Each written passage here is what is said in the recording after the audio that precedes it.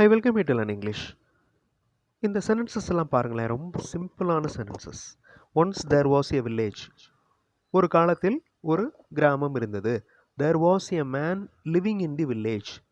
அந்த கிராமத்தில் ஒருவர் வாழ்ந்து வந்தார். He was very old. அவர் மிகவும் வயதானவர். எல்லாமே தனித்தனி வாக்கியங்களாக இருக்கா? இது எல்லாத்தையுமே ஒன்றா ஆக்கணும்னா once there was an old man living in a village. இந்த சின்ன சின்ன வாக்கியங்கள் எல்லாம் சேர்ந்து ஒரே வாக்கியமாக வந்திருக்கு பாருங்கள். Once there was an old man living in a village. எந்தெந்த வார்த்தைகள்லாம் ரிமூவ் ஆகிருக்கு அப்படிங்கிறத பாருங்கள். அதே மாதிரி இந்த பேராகிராஃப் பாருங்களேன். எ மேன் கமா இருக்குது. அடுத்து a man whose name is Yashwant. மறுபடியும் ஒரு comma. Is living in Chennai. Wants to become a CEO of a multinational company. So he studies well. Comma வச்சு ஒரு லாங் பேராகிராஃப். இந்த சென்டென்சஸை ஸ்ப்ளிட் பண்ணோன்னா, தனித்தனியாக ஆக்கணும்னா, there is a man, his name is Yashwant, he is living in Chennai, he wants to become a CEO of a multinational company, he studies well. So இத்தனை வாக்கியங்களாக பிரிக்கலாம். இதுக்கு முன்னாடி 3 வாக்கியங்கள் இருந்துச்சு. அந்த 3ஐயும் ஒரே பேராகிராஃபாக மாற்றணும். இங்கே ஒரு பேராகிராஃப் இருக்குது. அந்த பேராகிராஃப்லேருந்து சென்டென்சஸை தனித்தனியாக பிரித்து எழுதணும். இதே மாதிரி நான் இங்கே 3 சென்டென்சஸ் கொடுத்துருக்கேன். இந்த 3 சென்டென்சஸையும் ஒன்றா ஆக்கிறதுக்கு ட்ரை பண்ணி பாருங்கள். ட்ரை பண்ணுறதுக்கு முன்னாடி I welcome you to the channel Syntax. உங்களோட இங்கிலீஷ் கம்யூனிகேஷன் ஸ்கில் டெவலப் பண்ணுறதுக்கு வீடியோஸ் அப்லோட் பண்ணிட்டு வரேன். ப்ராக்டிஸ் பண்ணிட்டே இருங்க, கண்டிப்பாக டெவலப்மெண்ட் இருக்கும். Now look at these sentences. ரொம்ப சிம்பிளான வாக்கியங்கள். இது எல்லாத்தையுமே ஒரே பேராகிராஃபாக கொண்டு வரதுக்கு ட்ரை பண்ணுங்கள். ட்ரை பண்ணி பாருங்கள். கிராமர் மிஸ்டேக் இருந்தாலும் பரவாயில்ல, ட்ரை பண்ணி பாருங்கள்.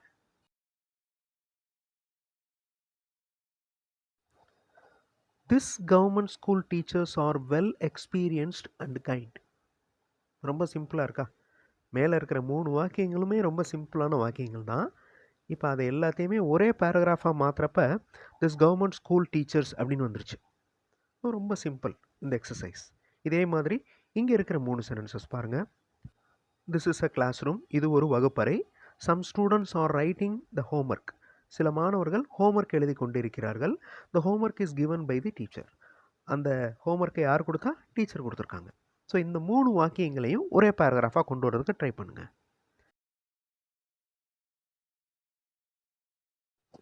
தி students in a classroom are writing the homework.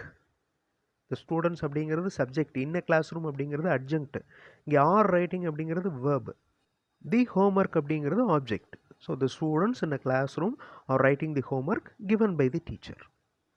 This book is very old. இது ரொம்ப பழைய புத்தகம். It is useful. இது ரொம்ப யூஸ்ஃபுல்லாக இருக்கும். This book is available in the library. இந்த புக் லைப்ரரியில் அவைலபிளாக இருக்குது. அண்ட் அப்படிங்கிற வார்த்தையை யூஸ் பண்ணி ஒரு பேராகிராஃபாக மாற்றுங்க.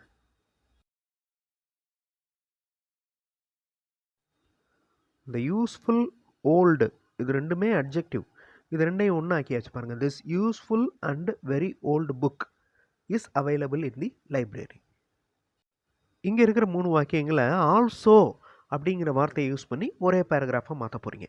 தே ஆர் மை ஃப்ரெண்ட்ஸ். அவங்க எல்லாருமே எனது நண்பர்கள். They are my batchmates. அவங்க எல்லாருமே என் பேட்சில் படித்தவங்க, என் பேட்சில் கூட படித்தவங்க. They are standing there. அவங்க எல்லாருமே அங்கே நின்றுட்டுருக்குறாங்க. My friends and also my batchmates are standing there. Simple சிம்பிள். இப்போ கொஞ்சம் யோசிச்சிங்கன்னா ஒரே பேராகிராஃபாக நம்ம கன்வெர்ட் பண்ணலாம். This is a necklace. This is costly. I have bought this from my friend's jewel shop. இந்த 3 சென்டென்ஸையும் ஒரே பேராகிராஃபாக கொண்டு வாங்க. I bought this costly necklace from my friend's jewel shop. எப்படி அந்த சென்டென்சஸ் ஒன்றா இருக்குது அப்படிங்கிறத நோட் பண்ணி பாருங்கள். I have a question. என்னிடம் ஒரு கேள்வி இருக்கிறது. I want to ask that question. அந்த கேள்வியை நான் கேட்க விரும்புகிறேன். I want to ask the teachers. நான் அந்த கேள்வியை டீச்சர்ஸ்கிட்ட கேட்க விரும்புகிறேன். எப்படி அந்த இன்ஃபினிட்டிவ் யூஸ் ஆகிருக்குன்னு பாருங்கள். To ask. I have a question to ask the teachers. அவ்வளோதான். Okay, I have a question, அது ஒரு part. To ask the teacher, இது ஒரு part. This is an exercise, இது ஒரு பயிற்சி. This is an effective exercise, இது ஒரு நல்ல எஃபெக்டிவான பயிற்சி. This exercise helps you to frame sentences, இந்த பயிற்சி வாக்கியங்களை உருவாக்குறதுக்கு யூஸ்ஃபுல்லாக இருக்குது, ஹெல்ப்ஃபுல்லாக இருக்குது. இந்த சென்டென்சஸ் எல்லாத்தையுமே ஒரே பேராகிராஃபாக கொண்டு வாங்க. This effective exercise helps you. இந்த எஃபெக்டிவ் எக்ஸசைஸ்ன்றது ஒன்றாயிடுச்சு பாருங்கள். This effective exercise helps you to frame English sentences. இந்த மாதிரி சின்ன சின்ன வாக்கியங்களை ஒரே பேராகிராஃபாக கன்ஜங்ஷன்ஸ் யூஸ் பண்ணி நம்ம கொண்டு வரலாம். இங்கிலீஷ் ரீடிங் நல்லா டெவலப் பண்ணிங்கன்னா இந்த மாதிரி சென்டென்சஸ் ஃப்ரேம் பண்ணுறது ரொம்ப ஈஸி. அடுத்த வீடியோவில் இன்னொரு இன்ட்ரெஸ்டிங்கான டாப்பிக்கோட பார்க்கலாம். தேங்க்ஸ் ஃபார் வாட்சிங் and thanks for your valuable comments.